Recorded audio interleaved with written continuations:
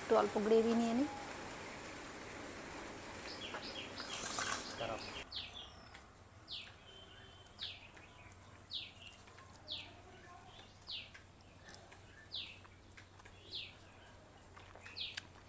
ব্যাপক। নমস্কার বন্ধুরা, সকলকে স্বাগত জানাই আমার চ্যানেল শিল্পীর রান্নার খাজনায়। তো আজকে অনেক গরম পড়েছে, রোদও ভালো আছে, মানে অতিরিক্ত রোদ, ভালো রোদ বলতে অতিরিক্ত রোদ হচ্ছে, আর গরমটা খুব ভালো, মানে মজার গরম একদম। তো চলুন রান্নাটা শুরু করি। আজকে করব মাটির কড়াইতে চিকেন রান্না করব। তো চিকেনের জন্য নিয়ে নিয়েছি 500 গ্রাম চিকেন, আর যা যা লাগবে আমার সব কিছু নিয়ে নিয়েছি। তো এটা ফোড়ন দিয়ে রান্না করব না, আজকে সব হাতে মেখে নিয়ে তারপরে রান্না করব। তো সবকিছু দিয়ে তবে মেখে নিচ্ছি এটা।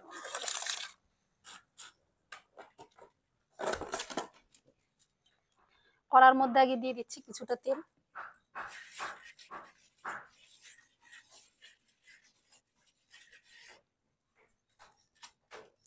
এবার চিকেন গুলো সব দিয়ে দিচ্ছি এর মধ্যে।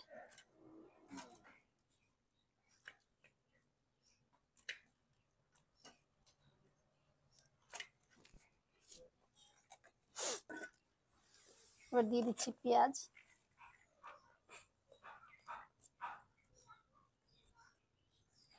টমেটো, গোটা রসুন দিচ্ছি, আর দিচ্ছি আলু। আলু ছাড়া তো মাংস চলবেই না।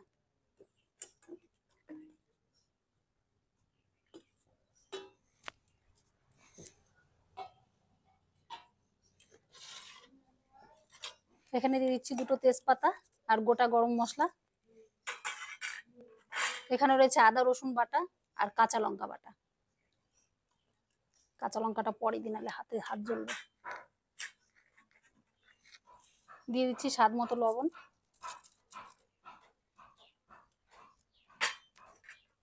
পরিমাণ মতো হলুদ,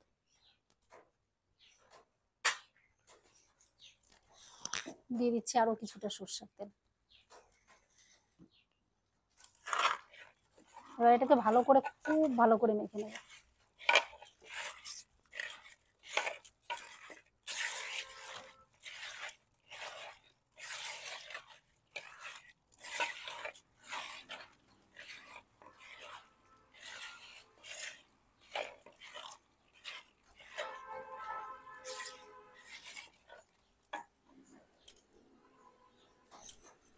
ভালো করে মেখে নিয়েছি। এবারে দিয়ে দিচ্ছি কাঁচা লঙ্কা বাটা। হাত দিয়ে মাখবো না জন্য এটা খুন্তি দিয়ে মেখে দেবো। আর এটার মধ্যে রয়েছে ধনে বাটা, জিরে বাটা আর শুকনো লঙ্কা বাটা। কাঁচা লঙ্কাটাও দিয়েছি, অল্প শুকনো লঙ্কাও দিয়েছি।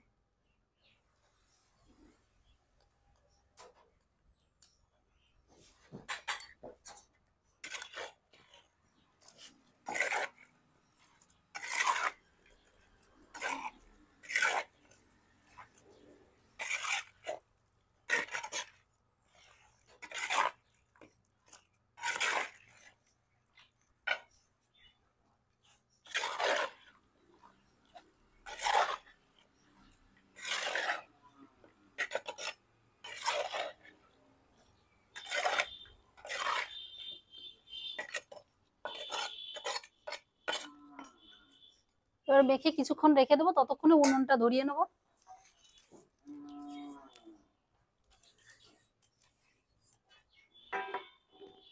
উনুন ধরে গেছে, এবার কড়াইটা চাপিয়ে দিচ্ছি।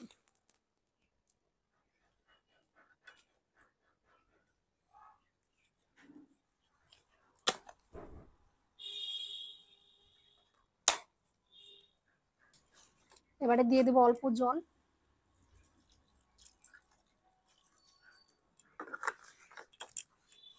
দিয়ে ঢেকে দেবো।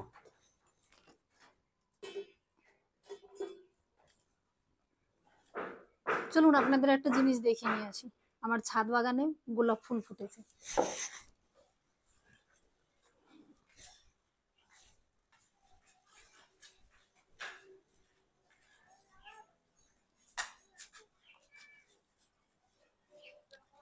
এই যে দেখুন, ছোট্ট একটা কড়ি হয়েছে।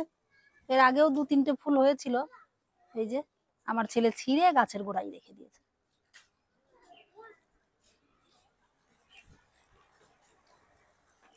এদিকে লঙ্কা গাছ আছে, লঙ্কা গাছে তো লঙ্কা ধরছে না, গাছগুলো কেমন জানি হয়ে গেছে। কমেন্ট করে বলবেন তো অবশ্যই এগুলো কিসের জন্য হয় আর কি করলে এটা ঠিক হবে। এই গাছটা দেখ ঠিক আছে, এই যে একটা লঙ্কা ধরেছে।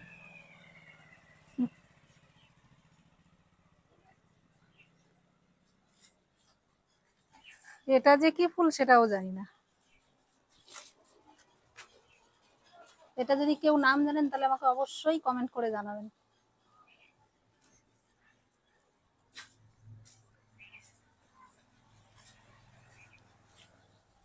সবে নতুন বাগান তো এখনো গাছগুলো সেভাবে হয়ে উঠতে পারেনি। যখন খুব ভালো করে সব ফুল ফুটবে তখন আর একদিন আপনাদেরকে দেখাবো। এত ধোয়া হচ্ছে কেন বুঝতে পারছি না। ডেলি হয়, তার মধ্যে আজকে একটু বেশিই হচ্ছে মনে হচ্ছে। দিছিলাম তো, উনুনটা অনেক ছোট বুঝলি তো, এর জন্য দম ছাড়তে পারে না, যখন বেশি করে আগুনটা ধরে না তখনই এরকম হয়।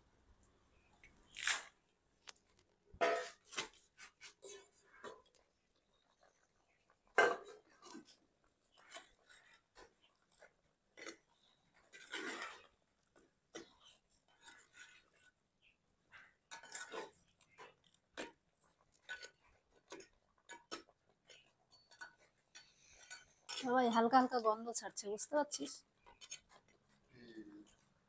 এর মধ্যে আজকে আর জল টল আর কিছুই দেবো না, এইভাবেই যেরকম হবে ওরকম। চাপা দেওয়া জিনিসটা না ঠিক মতনই হলো না, একটু ফাঁকা থেকে যাচ্ছে। মানে এটা দমে রান্না হবে আর কি, যেরকম দম আলু রান্না করা হয় ওরকম চিকেনের দম।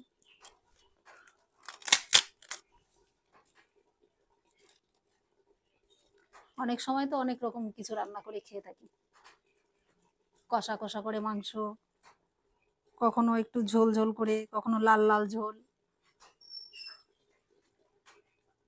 বাঙালির অবশ্য আলু ছাড়া চলেই না, তাই না?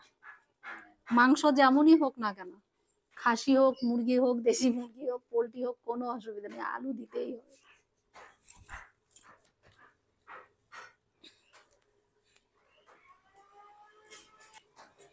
আর একবার দেখে নিচ্ছি।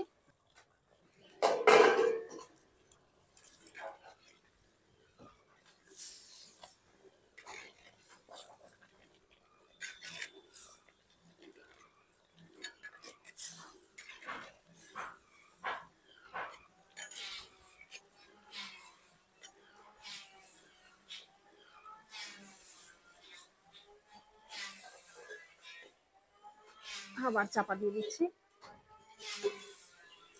বন্ধুরা, যদি আপনারা ফেসবুক থেকে দেখে থাকেন তাহলে অবশ্যই পেজটিকে ফলো করবেন, লাইক করবেন, কমেন্ট করবেন আর আমার পাশে থাকবেন। আর যদি আপনারা ইউটিউব থেকে দেখে থাকেন তাহলে সাবস্ক্রাইব করবেন, লাইক করবেন, বেল আইকনটি প্রেস করে আমার পাশে থাকবেন।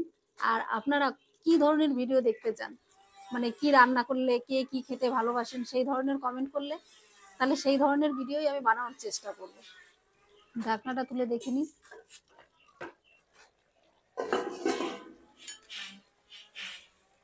নাড়তেও একটু ভয় পাচ্ছি, মাটির কড়াই তো, স্টিলের খুন্তি দিয়ে নাড়তে অনেক ভয় লাগে।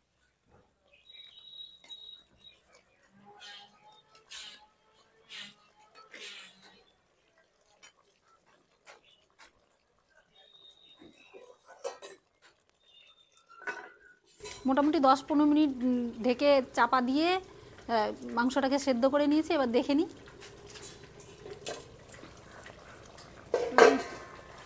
হয়ে গেছে।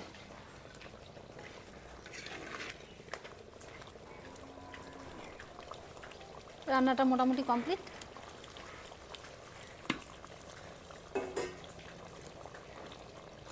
এবার দিয়ে দিচ্ছি গুঁড়ো গরম মশলা। গরম মশলাটা আমি বাড়িতেই বানিয়েছি, একটু হালকা কড়াইয়ে গরম করে নিয়ে মশলাটা তারপরে বানিয়েছি। মশলাটা খুব ভালো সেন্ট হয়েছে। এটার মধ্যে আছে জয়িত্রী, জায়ফল, সামান্য একটু সাদা জিরে, তারপরে হচ্ছে এলাচ, দারচিনি। খুব সুন্দর গন্ধটা বেরিয়েছে। এবার এই দেখুন রান্নাটা হয়ে গেছে, তেল উপরে উঠে এসেছে আর একদম মাখো মাখো হয়েছে গ্রেভিটা। এবারে নামিয়ে নেব। মাংসটাও খুব ভালো সেদ্ধ হয়ে গেছে। এবার মাংসটা নামিয়ে নিচ্ছি।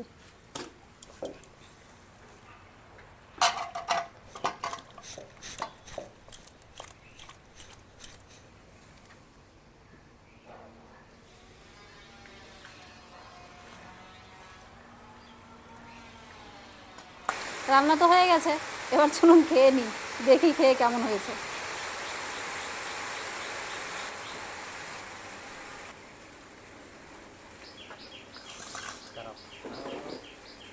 এবার খেয়ে দেখি রান্নাটা কেমন হয়েছে।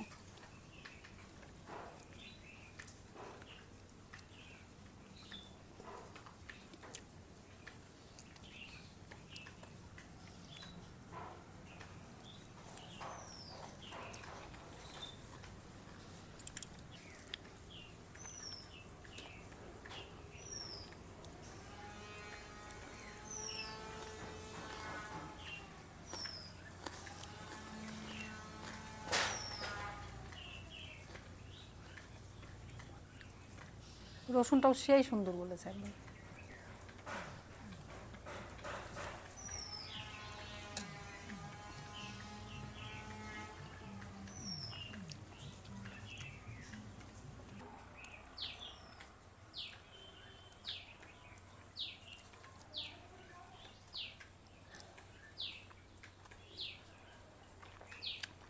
ব্যাপক